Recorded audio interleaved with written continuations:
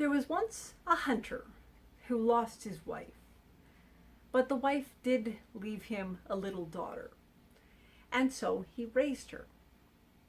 And he taught her everything he knew about being a hunter and about preparing meat and skinning animals.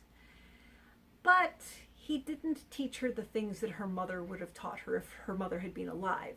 And as the girl grew, she eventually began to realize that something was lacking in her education. So she went to her father one day and she said, "Father, I'm going to need to go out into the world to seek my fortune. You've taught me a lot, but there are some things that I still need to learn." And the father agreed, and he packed her a little bag, and out into the world she went. So the girl walked for a ways until she came to a palace. And she knocked on the back door of the palace and inquired as to whether they needed any servants. And as it happened, they did. They were looking for some maids. So the girl was hired immediately as a maid in the palace.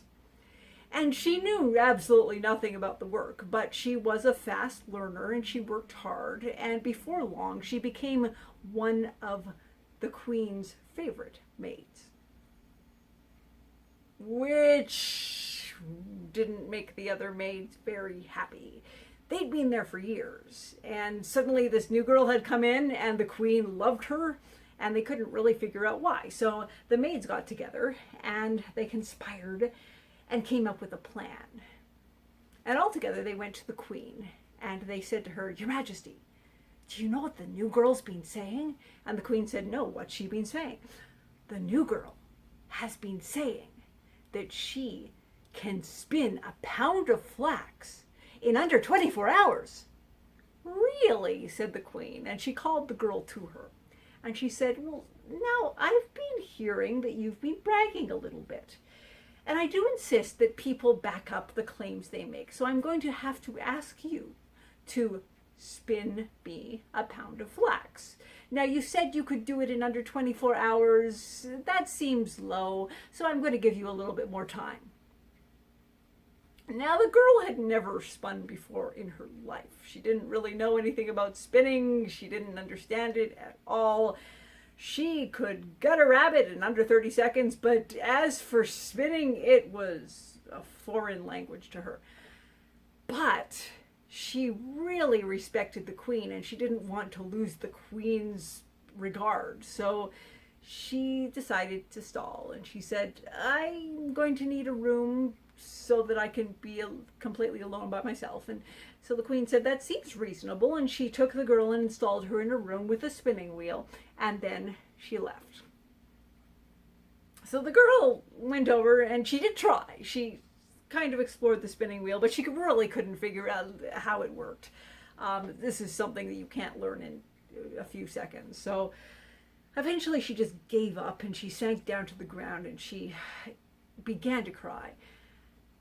But as she was crying, a little old woman was walking past the palace, and she heard the crying, and she looked in through the window, and she said, "Oh, who's that crying over there? What's wrong?" And the girl looked up and saw an old woman with a long nose, and she said to her, "I don't think you can help, honestly." And the old woman said, "Well, you never know until you try. Just tell me your troubles, and even if I can't help you, at least you'll get it off your chest." So the girl poured out her heart to the old woman, telling her that she was the daughter of a hunter and that she'd never learned how to spin. The old woman heard her out and said, "Actually, I can help you. I can do that spinning for you. But I will need one thing from you in return." And the girl said, "Well, what do you need?" "I will need you on your wedding day to call me your aunt." "I can do that," said the girl. And the old woman hopped into the room through the window, and she said, "Why don't you just go to bed? You'll feel better in the morning." So the girl went to bed, and she went to sleep. And when she woke up in the morning, the old woman was gone. But beside the spinning wheel were several skeins of yarn. So the queen turned up in the morning to see how the girl was getting on, and the girl was done. The queen was very happy, and after that she had even higher regard for the girl, who became her very favorite maid. The the other maids weren't very happy about this at all. Their plan had backfired. They got together, and again they came up with a second plan, and all of them went to the queen together, and they said, Your Majesty, do you know what the new girl is saying now? No, said the queen. What's she saying? Well, the new girl is saying that she can take that yarn that she spun, and she can weave it into linen in under 24 hours. Really, said the queen, and she called the girl to her. And the queen said, Now, I hear you've been bragging a bit, and again, and last time you were, in fact, telling the truth, and so I trust that this time you are as well, but I do insist that people back up their claims. So I am going to have to ask you to weave all of this yarn into linen. Now, you said you could do it in under 24 hours, but that seems low, so I'm going to give you a little more time. Oh, the girl had never woven before. She had never been near a loom. She'd seen them from a distance. She knew what they were, and that was about as far as it went. She could pluck a pheasant. She could not weave. But she was right in it now, and so again she just decided to stall, and she said, I'm going to need that room again. So the queen took the girl and installed her in a room with a loom, and then left her.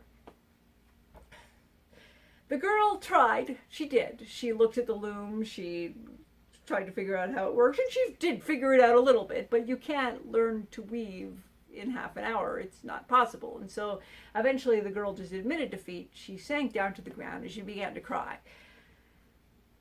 But at that moment, another old woman was passing by the palace, and she heard the crying, and she looked in through the window, and she said, Oh, what's that? Who's crying? What's wrong?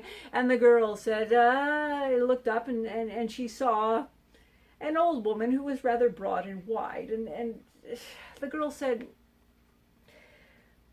Thanks for asking, but I don't think you're going to be able to help. My situation is very strange. And the old woman said, You'll never know until you try. Why don't you just tell me what's wrong?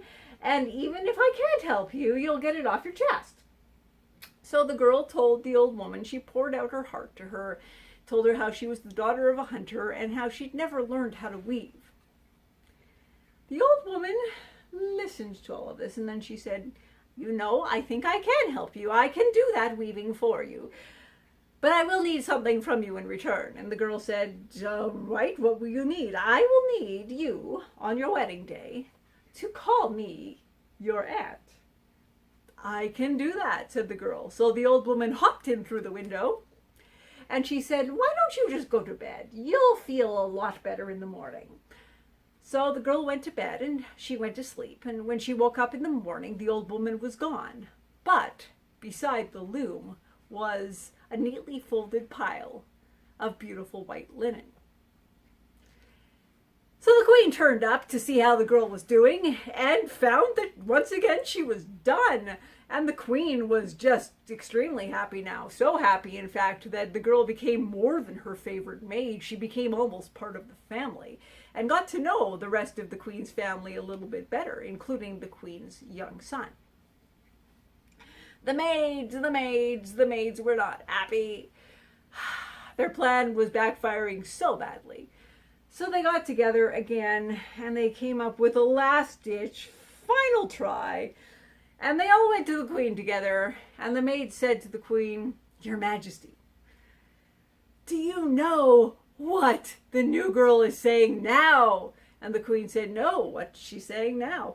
She's saying that she can sew that linen into shirts in under 24 hours. And the queen said, Really? And she called the girl to her, and the girl came, and the queen said, Now, I hear you've been bragging again, and so far, your brags have been accurate. So, but I do insist that people back up their claims. So I'm going to have to ask you to sew this linen into shirts. Now, you said you could do it in under 24 hours. That seems low, so I'll give you a little bit more time. You guessed it. The girl had never sewn anything before. She did not know how. She had never threaded a needle. She could skin a deer. She could not sew. But she was right in the middle of the trap now. She could do nothing. She said, I'm going to need that room again. And so the queen installed the girl in the usual room with a bunch of needles and thread and scissors and the linen, and left her there. And the girl, again, she did try. She picked up the needle and she tried to thread it, and she kept failing. She was very bad at it. And eventually she just admitted defeat. And she sank down on the ground and began to cry. Oh, but wouldn't you know it, another old woman was walking by the palace at this very moment, and she poked her head in through the window and said, "Who's that crying? Why are you crying? What's wrong?" And the girl looked up and she saw an old woman with big red bloodshot eyes. And the girl said to the woman, "I don't think you can help. My situation just gets weirder and weirder every day." And the old woman said, "Don't worry too much about it. Just tell me your troubles. And if I can't help you, then at least you've got it off your chest." So the girl poured out her heart to the old woman, told her how she was a hunter's daughter who had never learned to sew. And the old woman heard her out and finally said, "You know what? I can help you. I can do your sewing for you, but I will need something from you in return." And the girl said, "Well, yes, anything. What?" And the old woman said, "I will need you on your wedding day to call me your aunt." "Absolutely," said the girl. And so the old woman hopped into the room and said to the girl, "Why don't you just go to bed? You'll feel better in the morning." So the girl went to bed and she went to sleep. And when she woke up in the morning, the old woman was gone. But the linen had been turned into several lovely white shirts. The queen turned up in the morning as usual to see how the girl was getting on, and there were all these shirts. The queen was just so happy by this point. She had found the perfect woman. It didn't even matter that the girl was of common stock. This was the perfect woman. And she went to her son and she said, "Listen, this girl is amazing. You have to marry this girl." As it happened, the prince and the girl were great friends already.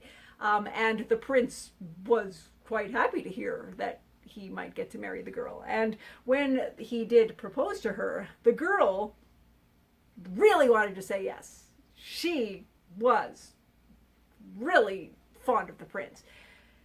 But she knew that everything was based on a lie. She knew why she was being asked to marry him. She knew why the queen loved her so much.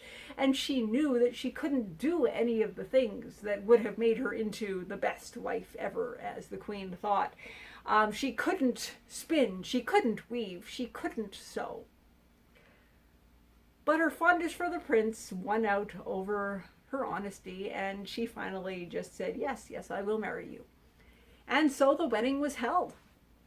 It was a great wedding full of feasting and entertainment. And at the height of it, at the wedding feast itself, the prince and his bride sat at the high table with everyone surrounding them. But in the middle of the festivities, just as the meal was reaching its height, the door to the hall opened, and in walked an old woman. And everybody turned to look at her. And this old woman had a huge nose that drooped down towards the ground. And the prince looked at her and went, "Ah!" But the girl, his bride, rose immediately and walked towards the woman with her hands outstretched. And she said, "Auntie, you came." And the prince said, "That's your aunt?" Yes, this is one of my favorite aunts. I invited her to our wedding, and I'm so glad she came." And the prince said, "I suppose we'd better get her a seat then." So they set a place for the old woman at the high table, and she sat down and began to eat and drink. But before long, the door to the hall opened again. And the second old woman stomped into the room, and this one, the prince looked over and saw her, and she had a really broad bottom, just a huge bottom. And the prince looked at this and said, "Ah!" But the girl again rose up and ran towards the woman and said, "Auntie, you got here." The prince said, "She's also your aunt?" "Yes, I have a number of ants, and these are two of my favorites. And so the prince said, I guess put her beside the other one. And so they set a place for the second old woman, and she too began to eat and drink. But before long, the door opened again, and in came the third old woman. And the prince looked over at her, and this old woman had great, big, bloodshot, red eyes. And he went, ah! And the girl ran towards the woman and embraced her and said, Auntie, you got here, you came, thank goodness. And the prince said, that's your aunt too? Yes, I have these 3 aunts here. I love all of them. They are all my favorites. I invited them to our wedding. We need to welcome them. The prince said, I suppose set another place at the table. And so they did, and the third old woman began to eat and drink as well. But the prince just kept looking back and forth between his beautiful young bride and these 3 old women, and he could not figure it out. And finally he just said, listen, I do not want to be rude, but how are you all related? I cannot see the resemblance here. It is baffling me. And the first old woman looked at the prince and said, oh, I understand your confusion. I really do. You see, a long, long time ago, I was just as beautiful as your young bride. And the prince said, really? Yes, of course. You see, what happened is I am a spinner. And I spin all day and sometimes all night. And as I am working at the spinning wheel, my head is drooping down towards it. And as my head droops, my nose droops, and my nose gets longer and longer until over time my nose has become very, very long. And the second old woman, hearing this, said, oh yes, I know exactly what you mean. This is something that happened to me too. I too started out young and beautiful.